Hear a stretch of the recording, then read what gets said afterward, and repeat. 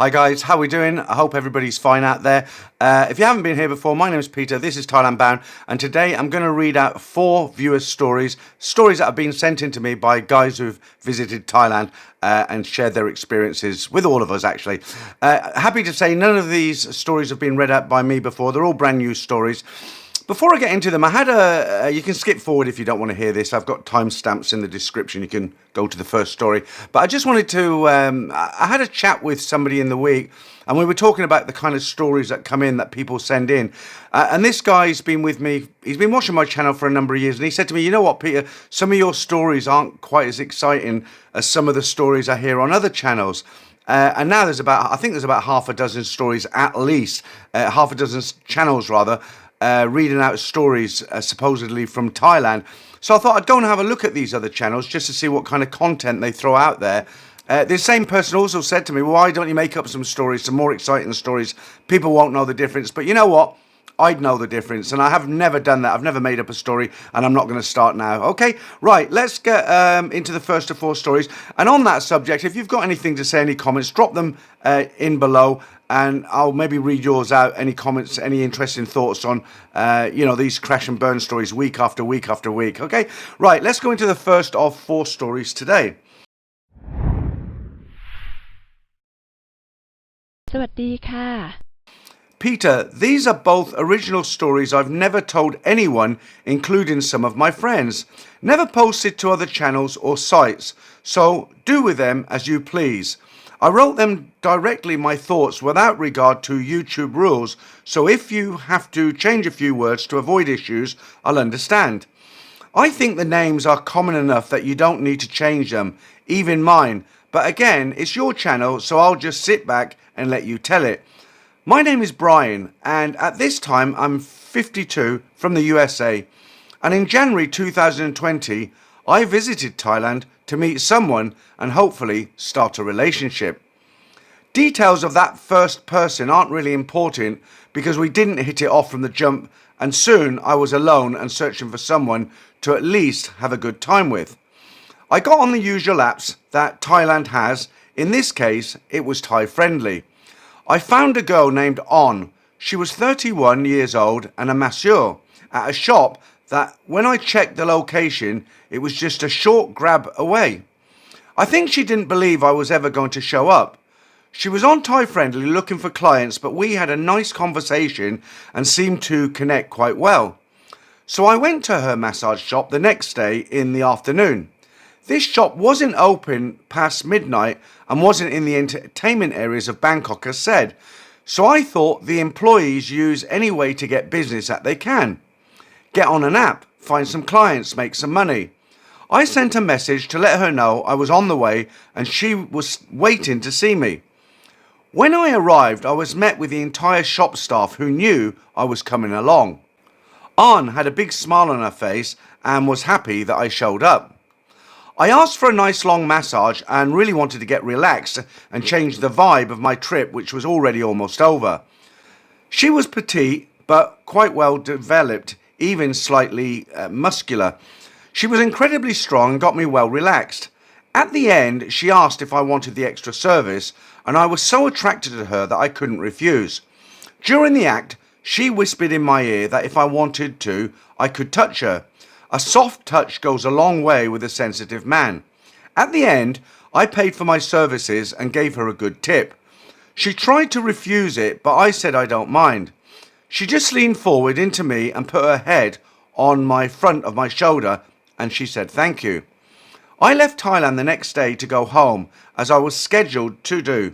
But of course, we all know what happened after that. The pandemic came along. Thailand was devastated. Closed businesses and massage shops.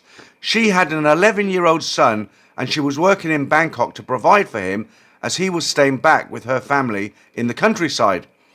I felt such compassion for her as I watched her work evaporate and income become a serious struggle. She had a very clean but cheap apartment in a part of the city where no tourists go. So I started supporting her and we communicated online every day. Little bits, not a lot really, $150 or $200 a month. She could really stretch that money out. I did that for 2 years until Thailand opened up again, and we began to now see each other again and really date. This time I got everything: kisses, hugs, aerobics, and a real girlfriend. She seemed the very loyal sort and never seemed to consider other men despite where she worked. I always told her I don't mind that she gives the extra service as long as it's only the usual and no aerobics. She was so straightforward that I believed her. We took trips together after that to Dubai and Vietnam, but something soured our relationship towards near the end, and we had arguments about little things. Eventually we ended, but I'll always remember her, and when we did break up, she said she'd never forget me for what I did for her during those hard years. I still chat with her and check up on her these days as a friend, and I'm happy that she's doing well. So, I don't know, I might be a little bit old-fashioned, but if I met a girl and she was working in a massage, bearing in mind what a lot of them do with the extra services, I don't think I would say to my girlfriend, well, I'm happy for you to continue doing what you're doing there with other guys as long as it's not full aerobics. I think in that case, I would either break it off, or I would ask her to stop working in the massage parlour and try to support her. That's just me. Right. So this guy sent in 2 stories. This is the second of his story. In May 2023, COVID was a distant memory now for most of Thailand, and it was time to strike out on an adventure to see if I could live in Thailand.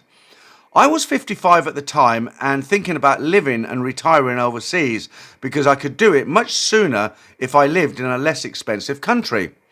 So I booked a trip for a whole month and rented an Airbnb on Jomtien Beach for the entire time to see if I could settle into a life that I'd be comfortable with there in Thailand. There are so many things to consider when making a big move like this, including hobbies and friends.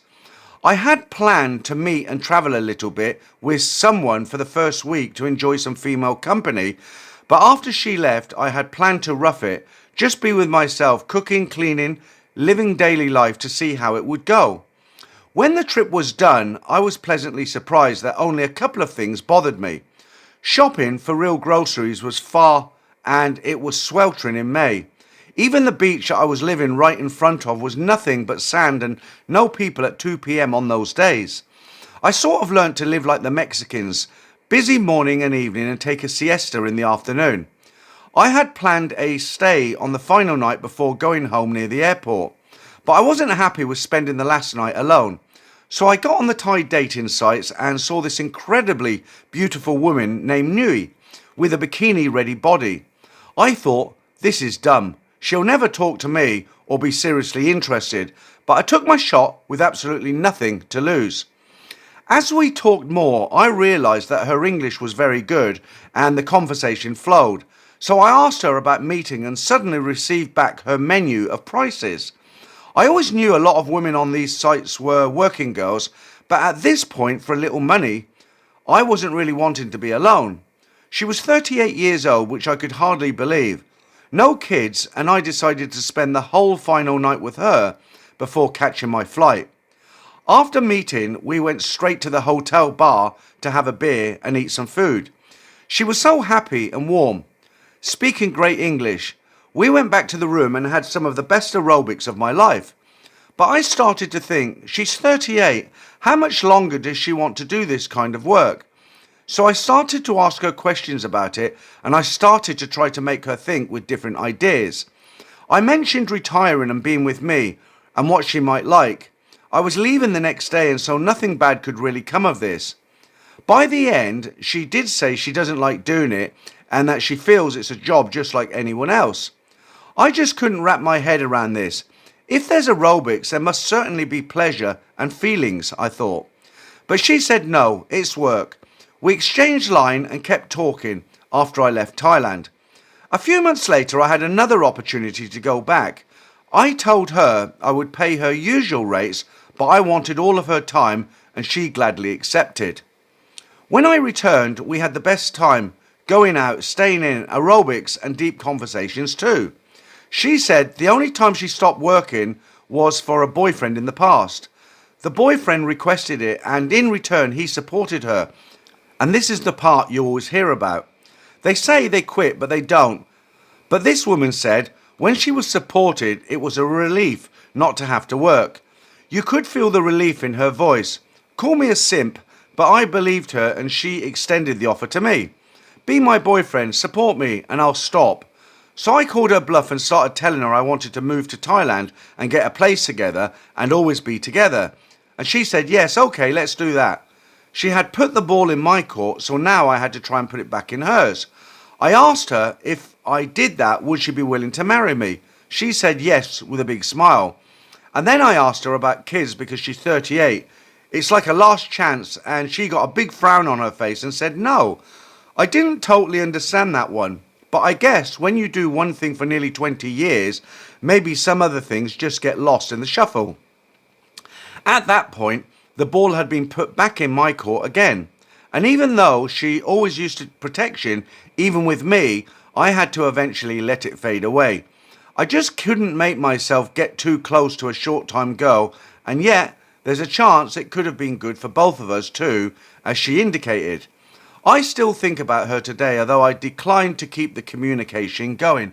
So I'm allowed an opinion like everybody else, and my opinion on something like this is it's just a no. It's a no-go, isn't it? I mean, if a girl's selling her services online and she's got a menu for you to choose what you want, she's never going to stop, is she? Because it's big money, and unless you're a very, very wealthy guy, she's going to continue doing it behind your back and maybe have multiple sponsors. So I just don't think it's something that would ever work. And something else I wanted to mention, there's a belief in Thailand that it's illegal to run an Airbnb, and it's actually not. They are actually legal.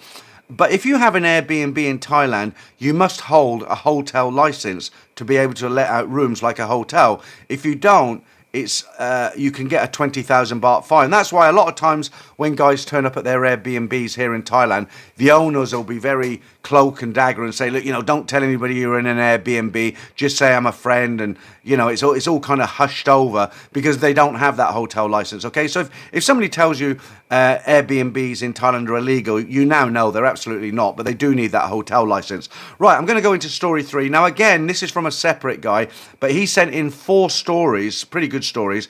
I've only got time to read 2 of them here. I'm going to read his first 2 stories, and then his second 2 stories I'll read out next week. And again, these stories have never been read out on my channel, and I don't think he sent them anywhere else either.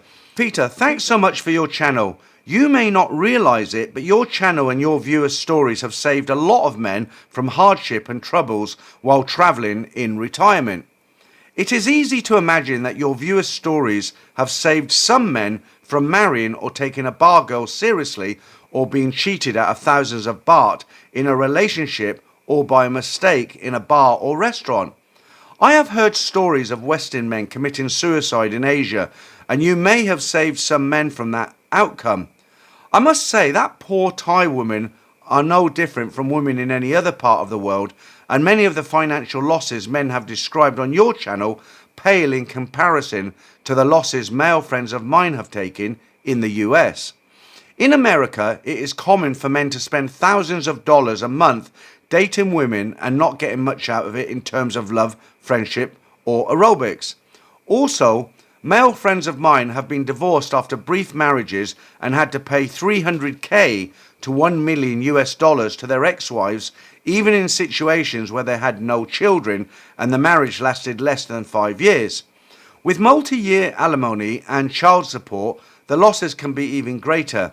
Having seen this, I have resolved to never enter into a relationship without a woman financially protecting myself, for example, with a prenuptial, or by only dating women with reasonably high incomes.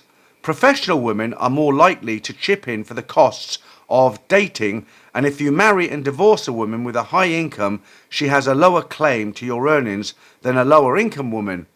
I think women are programmed by genetics to seek resources from men. It happens in every culture, everywhere in the world, and it will always be with men who have assets and income to provide to the woman. On this topic, I recommend to your readers the book The Evolution of Desire by David Buss. You are often criticised for painting Thais that interact with Westerners as villains, so I would like to share with you 4 real stories from people I met after 20 years of travelling in Thailand. There are no Thai villains in any of these stories. You can read any or none of the stories out on your channel. As they say, it's up to you. I live in a major city on the US East Coast. The time difference between Thailand and where I live is typically 12 hours, and the travel time with layovers is at least 28 hours, so whenever I arrive in Thailand, I am exhausted. I usually spend the first day in Thailand getting massages and sleeping. On the first day of one of my trips to Thailand, I stopped in a massage shop near Asok to get a massage. I wanted a conventional massage and no happy ending, as I was fairly tired having just eaten lunch. I planned on going back to my hotel to take a nap after the massage. I walked into a massage shop and knew right away that the shop was one where the massage girls expected to get paid for a happy ending at the end of the massage if they did not have aerobics with the customer. It was obvious because the girls were young and pretty compared to conventional shops that often have middle-aged Thai women who give the best massages in Thailand. It was low season and the girls started chatting with me, the only customer, right away, practicing their English. Where you from? Where you stay? How long in Thailand? How many times in Thailand? Even though I was tired and wanted a real massage, who can say no to pretty young girls? So I went upstairs with one of them. Let's call her Nan. Nan put me in a nice clean room. I disrobed and laid down on the massage table and she came in. Nan started the massage by massaging my back and giggling, saying, "You so tall, you so big." I am very tall and somewhat athletic looking, 2 meters or 6'6" and 120 kilograms, but I cannot play sports that well. Moments later, the door opened and I heard Nan speaking in Thai with another massage girl. Then I felt another set of hands on me and I looked back to see one of the other massage girls at the other side of the table rubbing my legs and backside as Nan rubbed my back. Nan said to me, "You have 2 girls massage, 4 hands massage today," with a cheeky smile and a funny voice, indicating it was a question. I once involuntarily had a 4 hands massage in Cambodia when the same exact thing happened to me and the second massage girl would not leave the room. It was not that pleasant of an experience in Cambodia. There, the 2 girls giggled and talked non-stop in the local language to each other while massaging me, and I ended up having to pay them both for the happy ending, even though only one woman did the work. So I declined a 4-hand massage during this time in Bangkok, saying to Nan in broken English, "I'm too tired today and just arrived from America, maybe later in the week." After a few more attempts to talk me into a 4-hands massage, the second girl left the room. Within a few minutes, Nan was massaging my back and I fell soundly asleep. I woke up to her giggling in my ear, Mister, turn over please." I turned over and Nan began massaging the front of my legs. In a few minutes, I was soundly asleep again. This time, when I woke up, the curtain was halfway open and another of the massage girls was looking at me and laughing while Nan woke me up gently. She said, Mister, you asleep and he asleep too," pointing down to my privates, which were completely uncovered for Nan and her colleague to see. Nan touched me downstairs and said, "Special massage now?" Now, when I'm asked for a special massage in Thailand, I usually tell the women that I'm tired and I want to have a girl that night, both of which are often true. After all, I do not journey to Thailand to have happy endings. I prefer to have a pretty girl for the evening and aerobics. Even if I want a happy ending, I tell the massage girl that I am too tired and want a girl later that night, as I found that the best way to get a good price on a happy ending is to tell the massage therapist that you do not want one. Usually, several minutes of begging by the massage girl starts, during which time she tries to get me firmly excited while she lowers the price from 1,500 baht to as low as 500 baht, depending on if I'm in Bangkok or Pattaya, and if it is in low season or high season. I love getting a bargain, and I do admit I like the negotiation while the massage girl gets me firmly excited. That is what happened in this case. After a few minutes, Nan's happy ending price dropped from 1,500 baht to 900 baht, all by me saying, "I'm too tired, girl tonight, girl tonight."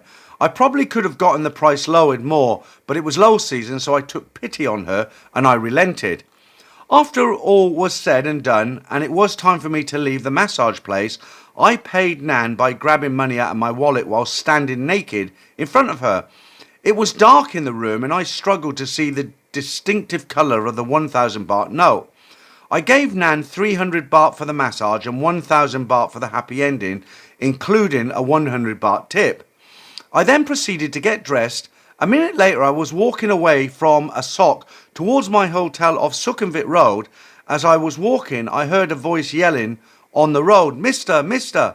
There are so many touts on Sukhumvit that I did not turn back right away. I figured it was another woman asking to give me another massage. As the voice got closer to me, I turned back and it was Nan. She caught her breath and said to me, "Mister, you left after a massage," pointing to my wallet in her hand, which was overflowing with cash.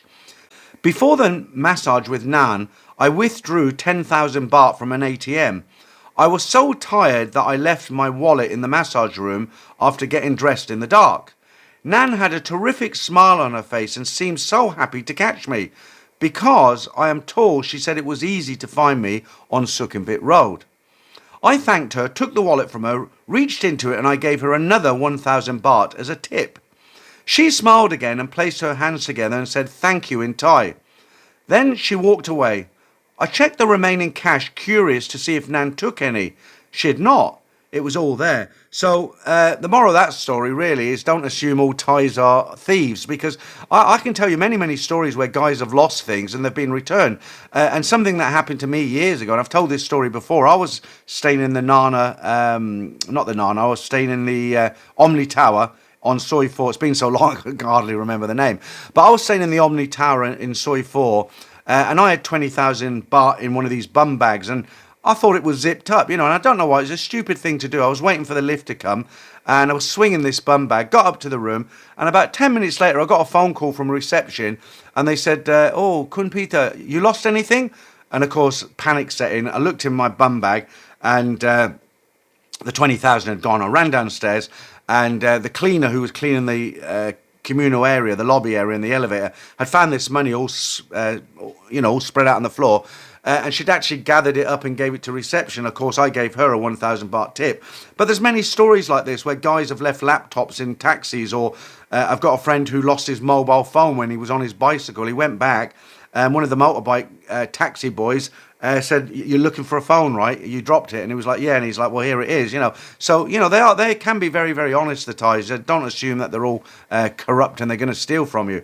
Right, let's go into our fourth and final story of the day. This is from the same guy I've just read the story from, and as I said at the beginning, he's sent in another 2 stories which I'll read out next week. I was 29 years old on my second trip to Thailand, this time with a friend who wanted to check out Bangkok. We also wanted to make our first visit to Pattaya. After a few days in Bangkok, we hopped on a bus near Victory Monument, and after arriving at the bus station in North Pattaya, we took a cab to our hotel in the north part of Pattaya. We were both hungry, so we stopped in a nondescript restaurant to have lunch. Our server was a cute young and very thin Thai girl named Som. Even though it was high season in November, there were not that many people in the restaurant. So Som talked to us after serving our meals. My friend lived in Los Angeles and I lived in New York at the same time, which seemed to impress Som quite a bit, as she said she had never left Thailand. Her English was pretty good. She said she'd learnt it at a Thai university. In the US, a lot of women graduate from college and end up working as a waitress or shop workers and the like. So I believed Som when she said that she'd finished university and ended up working as a waitress in Pattaya. We had a very good conversation, and instead of the quick lunch we planned, we ended up talking to her for about an hour. We asked Som, "What do you do at night?" and she gave us the name of a few places. She was so pleasant that I said, "Do you want to come out with us? My treat." She smiled and replied yes, but she wanted to bring a friend with her. We agreed to meet her at 9 p.m. after she got off her shift. In the afternoon, before we met Som and her friend, we took the ferry to Koh Larn, where we met a Ukrainian couple on the ferry and spent a lot of time talking to them. At about 9 p.m. we returned to the restaurant and Som was there waiting in the same clothes that we saw her in earlier that day. Som was cute, but not beautiful like some of the girls I would later see on Soi 6 in Pattaya. Her friend, however, was beautiful. She wore a black dress, had a beautiful face and body, and long, lovely black hair. I thought Som was going to ask us if she could go home and change from her short skirt and t-shirt, but she did not, and we proceeded to walk down Beach Road, and she showed us Soi 6 and Walking Street. My friend paid for our hotel the nights we were there, so when we stopped at a bar near Walking Street, I bought dinner and drinks for all of us. This bar had live music, so we stayed for an hour or more and listened to the Thai band play American rock music. They were okay, especially for a free concert. Then Som and her friends said they wanted to go to a club, and they directed us to one of the clubs on Walking Street. I think it was Insomnia, but I cannot remember exactly, as the name did not matter to me. We got into the club and got a table near the dance floor. The waitress came and gave us a drinks menu. I could not hear what the waitress was saying as she yelled into my ear, but I understood that she wanted us to order a minimum number of what looked like to be fairly overpriced drinks from the menu. I ordered drinks from the table, and I asked Som if she wanted to dance with me while her friend and my friend held the table and watched over our drinks and guarded the table while they talked. Som was about 5 foot tall and I am 6'6", so we looked funny dancing together. So much so that other couples looked at us and giggled. An Australian girl yelled something into my ear, and I knew she was saying, "You are so tall and she is short." Som seemed to take it in her stride and not be bothered by the comments. She seemed quite happy to enjoy herself dancing. I thought for a moment that she probably couldn't afford to go out like we were going out that night. After dancing for a while, we sat down to let my friend and Som's beautiful friend dance, but they said they wanted to finish their drinks first and enjoyed watching drunk Australians and Europeans dance. Within a few minutes, a beautiful woman walked right up to our table and stood on my left side, while Som was seated to my right side, and she asked if she could take one of our empty chairs. I thought she wanted to walk away with a chair, but she actually sat down at our table. She spoke English, as well as when I asked her where she was from, she told me she was from Russia. Her skin was very white and she had a beautiful face and almost perfect body with long dark hair. She was even better looking than Som's friend. She asked me where I was from and how long I was in Pattaya and what I did for a living. I told her that I work in corporate finance in New York City and that I was just in Pattaya for a couple of days. At the time, I did not know that there were Russian girls working as working girls in Thailand, so it took a few minutes to figure out that she was a working girl. I was surprised when I realized it, and I thought, how can a Russian woman compete with the many thousands of beautiful women from all over Southeast Asia working in Pattaya? I asked her again where she was from, and she told me she was from a small village that no one has heard of. I surprised her by saying, I used to have a Russian girlfriend from a town near where you lived, and that there are many Russians in New York City. The hostess came up and asked me if I wanted to buy the Russian girl a drink, and I agreed, and she ordered a cocktail. The Russian woman asked me what Americans thought of Russian women, and I said they are like any other women, leaving out that I think Russian women are a bit high maintenance, which is a stereotype about Russian women in the West. At that point in my life, prior to meeting this Russian girl in Pattaya, I had girlfriends from Poland, Romania, Russia, all former Soviet states, and they all had similar personalities. Because of my experiences, I knew what this Russian woman was probably thinking. Why would this American guy want an average-looking Thai girl when he could have a European beauty like me? I had no plans of going off with the Russian girl that night, but out of curiosity, I asked her how much it would cost to spend time with her, and she said, "You need to buy me 2 more drinks here first, and it is 3,000 baht for me to stay with you for a little while, and 6,000 baht for me to stay with you until the morning." After she spoke, her drink arrived and she began sipping it. As the Russian woman was speaking, I realized I was being rude to Som, which readers of this story are probably already thinking. In my defense, I should say that, believe it or not, I was not thinking of having intimacy with Som. We were all just having a good time. If she had told me at the end of the night that she was tired and she did not want to do anything, I would not have been angry with her and would have thanked her for showing us around. Nevertheless, I leaned over and said to Som, who could not hear my conversation with the Russian, that the woman was from Russia and was just talking to me and asking me where I was from. Som obviously knew what was going on, and she smiled and said, "It's okay, you can go with her if you want to." As I was talking to Som, I noticed my friend and his companion were staring at the Russian girl in disbelief that she was trying to sell herself to me while I was sitting with Som. Som's Thai friend glared at the Russian woman angrily.